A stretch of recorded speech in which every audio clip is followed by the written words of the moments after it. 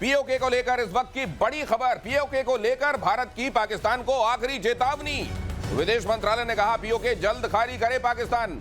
In fact पिछले 15 दिनों के भीतर ये दूसरी बार भारत की तरफ से असर्ट किया जा रहा है, जल्दी खाली करो पीओके। पाकिस्तान मोस्ट वांटेड आतंकियों को सौंपे। एमईए ने यह भी कहा।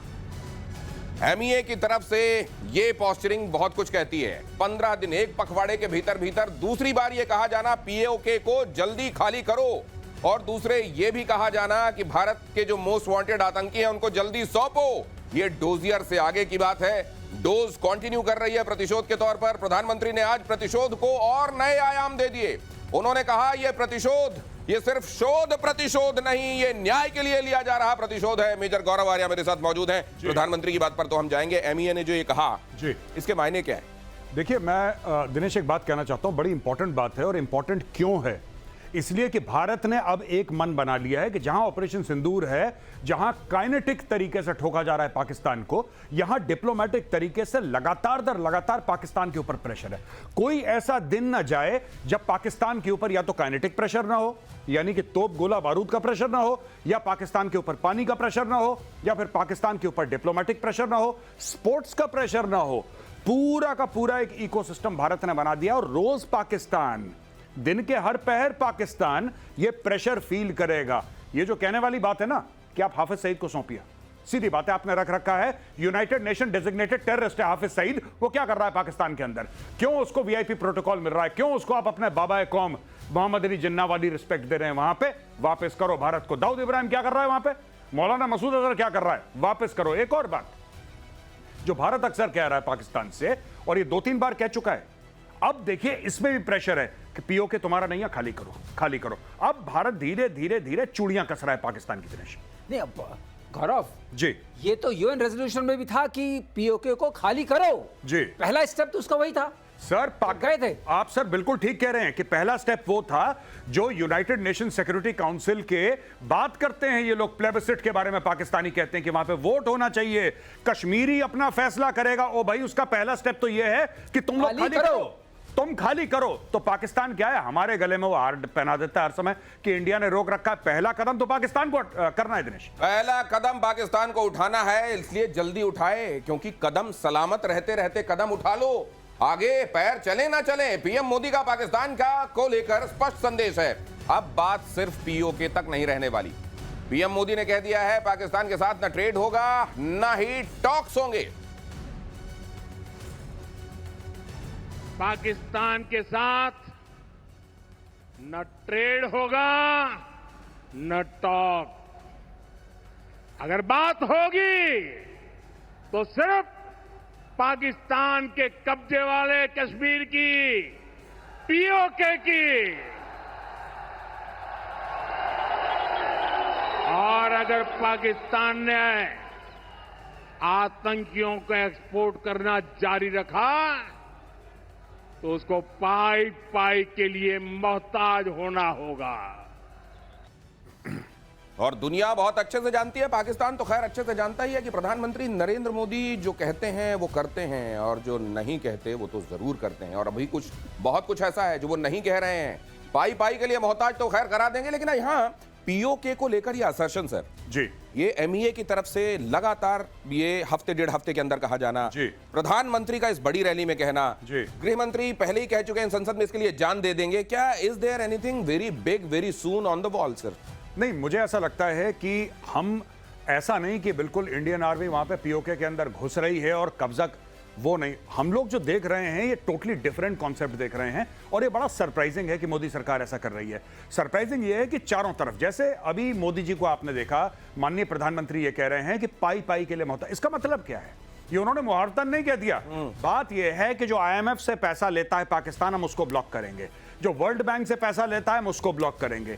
जितनी पाकिस्तान की फाइनेंशियल स्कीम्स चलती हैं हम उनको ब्लॉक करेंगे। हम चाइना पर भी प्रेशर डालेंगे कि पाकिस्तान मोहताज हो जाए पाई पाई के लिए।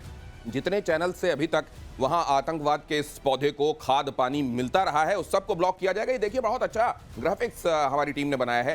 कूटनीति से, अर्थनीति से, मिलिट्री एक्शन तो खैर कही दिया गया है कि बंद नहीं होगा, ये थप्पड़ पड़ते रहेंगे। पीओके में बगावत चल रही है, वहां के लोग जो कह रहे हैं कि हमको तो भारत के साथ भैया मिलना है जल्दी, खैर उनको ये पहले कहा जा रहा है कि यहां से चलो, खाली करो। सर ये वहां को लेकर जो कॉम्प्लेक्सिटीज हैं, बहुत सारी चीजें ऐसी हैं जो कहा जा रहा है कि इसको व्यावहारिक रूप से भी देखना पड़ेगा, इस लिहाज से भी देखना पड़ेगा कि चाइना को वहां इन्वॉल्व करके पाकिस्तान ने अपने लिए शील्ड तैयार करने की कोशिश की है। इसको आप कैसे देखते हैं?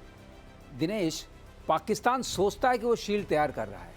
अब देखिए, आप एक ही चीज को देख लिए, PL-15 पाकिस्तान को दिया उसने, ये EW वल्नरेबल था जो उसको दिया। बहुत सीधा सवाल पूछता हूं सर, मान लीजिए पीओके को लेकर भारत ने कोई एक्शन किया, क्या चाइना का कहीं रोल देखते हैं? वो चुपचाप रहेगा, पीछे रहेगा, बैकफुट पर रहेगा? आप देखिए, हमें एक्शन करने की जरूरत नहीं पड़ेगी क्योंकि लीगली पीओके को पाकिस्तान को खाली करना है। ये तो यूएन की बात हो रही है ना, तो अर्थनीति भी है। लेकिन ये जो आप जिसको न्याय नीति बोलते हैं, अगर न्याय संहिता के हिसाब से भी देखिए तो पहली जिम्मेदारी है पाकिस्तान की पीओके को खाली करना। तो हम तो वही चीज मांग रहे हैं जो लिखी हुई है। मेजर गौरव आर्या कुछ जोड़ना चाह रहे हैं बहुत जल्दी से सर। जी, मैं ये कहना चाह रहा हूं कि जो असदुद्दीन ओवैसी साहब ने बोला था ना कि अंदर घुस के बैठ जाओ, बिल्कुल ठीक वाली बात, जो बिल्कुल ठीक थी ओवैसी की। हम ये पहले भी कर चुके हैं एक बार, ये पाकिस्तानी पोस्ट पे जाके बैठ गए, पाकिस्तानियों को 4 थप्पड़ मारे, भगाए वहां से, कोई बड़ी बात नहीं है। मैं ये कह रहा हूं कि थोड़ा थोड़ा करके ले लो पीओके, अंदर घुस जाएगी सेना। और मैं इसलिए कह रहा हूं, ये कोई यहां पे मैं ऐसी बात नहीं कह रहा जो पहले नहीं हो चुकी है। आप किसी भी पुराने फौजी से पूछिए जो लाइन ऑफ कंट्रोल पे अपनी सर्विस दे चुके हैं, वो आपको यही बात बताएंगे कि पोस्टों पे बमबारी होती है और हम लोगों ने पोस्ट ले चुके हैं हम पहले पाकिस्तान से, कोई नई बात नहीं है, ये दोबारा ले लो। LOC के पार धीरे धीरे जाओ यार, और लेते जाओ अपने हिस्से का और बना लो एक दिन अपनी सरकार। ISI की बड़ी साजिश का खुलासा, पाकिस्तान हाई कमीशन में ISI का जाल, पाकिस्तान हाई कमीशन जासूसों का अड्डा। मुझे बहुत हैरानी नहीं हुई, पाकिस्तानी जहां रहते हैं वो अपनी शोहरत का झंडा ऐसे ही बुलंद करते हैं। ISI हाई कमीशन में जासूस प्लांट करने का काम चल रहा था, जासूसी का एक पूरा नेटवर्क तैयार करने की जिम्मेदारी दानिश की थी। दानिश ये नाम बड़ा प्रोमिनेंस के साथ सामने आ रहा है, और ये जो हो रहा था, ये लगातार वहां हाई कमीशन का काम क्या होता है, ये होता है क्या? लेकिन ये पाकिस्तानी हाई कमीशन यहां पर ये कर रहा था। बाकी जगहों पर जहां जहां पाकिस्तान के एम्बेसीज हैं, हाई कमीशन हैं, वो जरा समझ जाएं और जरा उस हिसाब से काम करें। दानिश के पासपोर्ट से एक बड़ा खुलासा हुआ है। एहसानुर रहमान उर्फ दानिश ISI का एजेंट था। इसका नाम अब जैसा कल आपको बताया ही जा चुका है, मेजर गौरव आर्य बता चुके हैं कि यहां एक नाम न रखने की परंपरा है। फलाने उर्फ ढिकाने अलियास ठिकाने, इस तरह के नाम होते हैं। इनका एहसानुर रहमान उर्फ दानिश ISI एजेंट था। दानिश इस्लामाबाद में ISI में पोस्टेड था। पासपोर्ट में जो मोबाइल नंबर है, उस नंबर का इस्तेमाल दानिश, ज्योति, गजाला और बाकी जासूसों से बात करने के लिए होता था। मतलब यहां जासूसों के साथ, जासूसों का जो नेटवर्क दानिश बना रहा था, उनके साथ बात करने के लिए एक पर्टिकुलर नंबर था जो इस्तेमाल हो रहा था। ISI का इसकी जड़ें ISI की हैं, और यहां पर ये जो काम कर रहा था वो आपके सामने है।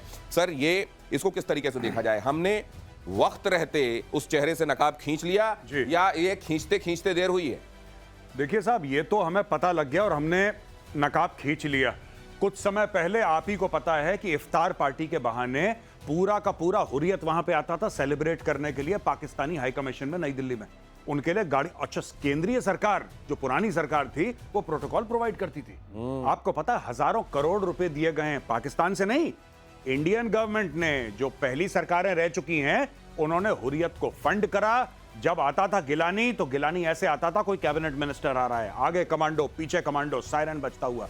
गिलानी का इलाज, गिलानी का जहाज, गिलानी का प्रोटोकॉल, वाजीवा। अब ये चूड़ियां कसना शुरू कर दी जब से सरकार आई है। और हाँ, ये स्पाइंग होती है, ठीक है, ये पाकिस्तानी करते चले आए हैं, इसमें कोई डाउट नहीं है। लेकिन अब देखना, इनका आपने प्रेजेंस इतना कम कर दिया है भारत में, अब भारत और कम करेगा। आप देख लेना, भारत और कम करेगा, फिर ये रैंडम 2-4 को निकालेगा, 5 को निकालेगा और उनका प्रेजेंस 0 कर देगा। यानी कि फिर अगर कोई पाकिस्तानी यहां पे है तो आप आराम से पूछ सकते हैं, भाई तू कर क्या रहा है, किसने बुलाया तुझे? हाँ, क्योंकि तो अभी तो एक तरीके से बहुत दिनों से उनकी यहां मेहमान नवाजी जैसी चल रही थी। अब उनकी धीरे धीरे उनको भी, जैसा मेजर गौरव आर्य कहते हैं, चूड़ियां टाइट हो रही हैं। बलूचिस्तान के मुद्दे पर पाकिस्तान संसद में हंगामा हुआ। यह खबर देखिए जरा, फ्लैश कीजिए बहुत जल्दी से। पाकिस्तानी सांसद ने शहबाज और मुनीर की पोल खोली। बलूचिस्तान में हर गली में, हर घर में शहीद है। पाकिस्तान के भीतर बलूच सांसद ने यह कहा। सांसद अमल वली खान ने कहा बलूचिस्तान में जुल्म हो रहे हैं। अमल वली खान ने यह भी कहा कि बलूचों पर हो रहे जुल्मों को बंद करे पाकिस्तान, वरना हर घर में हर गली में एक शहीद है। ये बात बड़ी बात है। संसद के अंदर बलूच एमपी का यूं खड़े होकर यह कहना कि अब देखो हमारे हर गली में शहीद है, तुम हम पे अत्याचार कर रहे हो, मतलब ये और कितनी देर की बात है? बहुत बड़ी बात है, ये बहुत बड़ी बात है। वहां भी हो रहा है, सिंधु देश के भी नारे लग रहे हैं और खैबर पख्तूनख्वा में भी हो रहा है। ये देखिए क्या हो रहा है, यही है। अगर आप लोगों के सामने इसका सही चेहरा लाएंगे पाकिस्तान का, पाकिस्तान में अपने आप ही इंप्लोजन होगा। और इसमें मत भूलिएगा जल नीति, अर्थनीति के साथ जो जल नीति चल रही है, जल नीति को लेकर तो बड़ा हंगामा होगा। ये बड़ी बात कह रहे हैं। तो शुरुआत है, अभी तो शुरुआत है, अब ये शुरुआत है। और ये जल नीति से लेकर अर्थनीति से लेकर ये न्याय नीति का जो पूरा चक्र घूम रहा है, ये बलूचिस्तान जी कितना और देर बलूचिस्तान का अलग वजूद आप देखते हैं? देखिए, अगर आप कुछ समय पहले मुझसे पूछते तो मैं कहता कि नहीं अभी बहुत टाइम है, लेकिन आज की तारीख में मुझे ऐसा विश्वास है, क्योंकि जिस तरीके से पाकिस्तान की संसद से जो बलूच नेता हैं वहां पे एक जमाने में बोलते थे, लेकिन दबी जबान में, जितना ये खुलडुल के आजकल बोल रहे हैं, मैंने ऐसी लैंग्वेज कम सुनी है। इसका मतलब there is a sense of confidence, पहली बात। दूसरी चीज, ऑपरेशन सिंदूर से क्या हुआ है कि बलोचों के अंदर एक नई ऊर्जा आई, एक नई एनर्जी आई है बलोच के ऊपर कि हाँ, जैसे कि उन्होंने हमें डायरेक्टली बोला है कि आप हमें सपोर्ट करिए, पाकिस्तान को निकालते हैं यहां से। तीसरी बड़ी बात यह है कि अब बलोचिस्तान एक ऐसे नहज पे आ गया है कि उनको एक पॉलिटिकल फेस मिल गया है डॉक्टर महारंग बलोच की सूरत में, और अब बलोच पीछे लग गए। यानी कि देखिए, पॉलिटिकल फेस क्यों इंपॉर्टेंट है दिनेश? इसलिए इंपॉर्टेंट है एक राजनीतिक चेहरा, कि वो चेहरा जो दुनिया भर में एक्सेप्टेबल हो। आज की तारीख में लोग कह रहे हैं कि साहब उनको नॉमिनेट कर रहे हैं नोबेल प्राइज की, बातें चल रही हैं। तो आप ये देखिए कि जो बलूचिस्तान का मुद्दा सिर्फ पाकिस्तान के अंदर का था, वो पूरी दुनिया में आग की तरह फैल गया है। और इससे बड़ी बात क्या हो सकती है? ये पूरी दुनिया में अगर आग की तरह फैल गया है तो ये वो दिन बहुत दूर नहीं है जब बलूचिस्तान से उठने वाली ये आवाज आखिरकार अपने अंजाम तक, मुकम्मल अंजाम तक पहुंचती दिखाई देगी। पाकिस्तान के साथ न ट्रेड होगा न टॉक। अगर बात होगी तो सिर्फ पाकिस्तान के कब्जे वाले कश्मीर की, पीओके की। और अगर पाकिस्तान ने आतंकियों को एक्सपोर्ट करना जारी रखा तो उसको पाई पाई के लिए मोहताज होना होगा। और दुनिया बहुत अच्छे से जानती है, पाकिस्तान तो खैर अच्छे से जानता ही है कि प्रधानमंत्री नरेंद्र मोदी जो कहते हैं वो करते हैं, और जो नहीं कहते वो तो जरूर करते हैं। और अभी बहुत कुछ ऐसा है जो वो नहीं कह रहे हैं। पाई पाई के लिए मोहताज तो खैर करा देंगे, लेकिन यहाँ पीओके को लेकर ये असर्शन सर जी, ये एमईए की तरफ से लगातार ये हफ्ते डेढ़ हफ्ते के अंदर कहा जाना, प्रधानमंत्री का इस बड़ी रैली में कहना, गृह मंत्री पहले ही कह चुके हैं संसद में इसके लिए जान दे देंगे। क्या is there anything very big very soon on the wall sir? नहीं, मुझे ऐसा लगता है कि हम ऐसा नहीं कि बिल्कुल इंडियन आर्मी वहां पे पीओके के अंदर घुस रही है और कब्जा, वो नहीं। हम लोग जो देख रहे हैं ये टोटली डिफरेंट कॉन्सेप्ट देख रहे हैं, और ये बड़ा सरप्राइजिंग है कि मोदी सरकार ऐसा कर रही है। सरप्राइजिंग ये है कि चारों तरफ, जैसे अभी मोदी जी को आपने देखा, माननीय प्रधानमंत्री ये कह रहे हैं कि पाई पाई के लिए मोहताज। इसका मतलब क्या है? ये उन्होंने मुहावरतन नहीं कह दिया। बात यह है कि जो आईएमएफ से पैसा लेता है पाकिस्तान, हम उसको ब्लॉक करेंगे। जो वर्ल्ड बैंक से पैसा लेता है हम उसको ब्लॉक करेंगे। जितनी पाकिस्तान की फाइनेंशियल स्कीम्स चलती हैं हम उनको ब्लॉक करेंगे। हम चाइना पर भी प्रेशर डालेंगे कि पाकिस्तान मोहताज हो जाए पाई पाई के लिए। जितने चैनल से अभी तक वहां आतंकवाद के इस पौधे को खाद पानी मिलता रहा है उस सबको ब्लॉक किया जाएगा। ये देखिए, बहुत अच्छा ग्राफिक्स हमारी टीम ने बनाया है। कूटनीति से, अर्थनीति से, मिलिट्री एक्शन तो खैर कही दिया गया है कि बंद नहीं होगा, ये थप्पड़ पड़ते रहेंगे। पीओके में बगावत चल रही है। वहां के लोग जो कह रहे हैं कि हमको तो भारत के साथ भैया मिलना है जल्दी, खैर उनको ये पहले कहा जा रहा है कि यहां से चलो, खाली करो। सर ये वहां को लेकर जो कॉम्प्लेक्सिटीज हैं, बहुत सारी चीजें ऐसी हैं जो कहा जा रहा है कि इसको व्यावहारिक रूप से भी देखना पड़ेगा, इस लिहाज से भी देखना पड़ेगा कि चाइना को वहां इन्वॉल्व करके पाकिस्तान ने अपने लिए शील्ड तैयार करने की कोशिश की है। इसको आप कैसे देखते हैं? दिनेश, पाकिस्तान सोचता है कि वो शील्ड तैयार कर रहा है। अब देखिए, आप एक ही चीज को देख लिए, PL-15 पाकिस्तान को दिया उसने, ये EW वल्नरेबल था जो उसको दिया। बहुत सीधा सवाल पूछता हूं सर, मान लीजिए पीओके को लेकर भारत ने कोई एक्शन किया, क्या चाइना का कहीं रोल देखते हैं? वो चुपचाप रहेगा, पीछे रहेगा, बैकफुट पर रहेगा? आप देखिए, हमें एक्शन करने की जरूरत नहीं पड़ेगी क्योंकि लीगली पीओके को पाकिस्तान को खाली करना है। ये तो यूएन की बात हो रही है ना, तो अर्थनीति भी है। लेकिन ये जो आप जिसको न्याय नीति बोलते हैं, अगर न्याय संहिता के हिसाब से भी देखिए तो पहली जिम्मेदारी है पाकिस्तान की पीओके को खाली करना। तो हम तो वही चीज मांग रहे हैं जो लिखी हुई है। मेजर गौरव आर्या कुछ जोड़ना चाह रहे हैं बहुत जल्दी से सर। जी, मैं ये कहना चाह रहा हूं कि जो असदुद्दीन ओवैसी साहब ने बोला था ना कि अंदर घुस के बैठ जाओ, बिल्कुल ठीक वाली बात, जो बिल्कुल ठीक थी ओवैसी की, हम ये पहले भी कर चुके हैं। एक बार ये पाकिस्तानी पोस्ट पे जाके बैठ गए, पाकिस्तानियों को 4 थप्पड़ मारे, भगाए वहां से, कोई बड़ी बात नहीं है।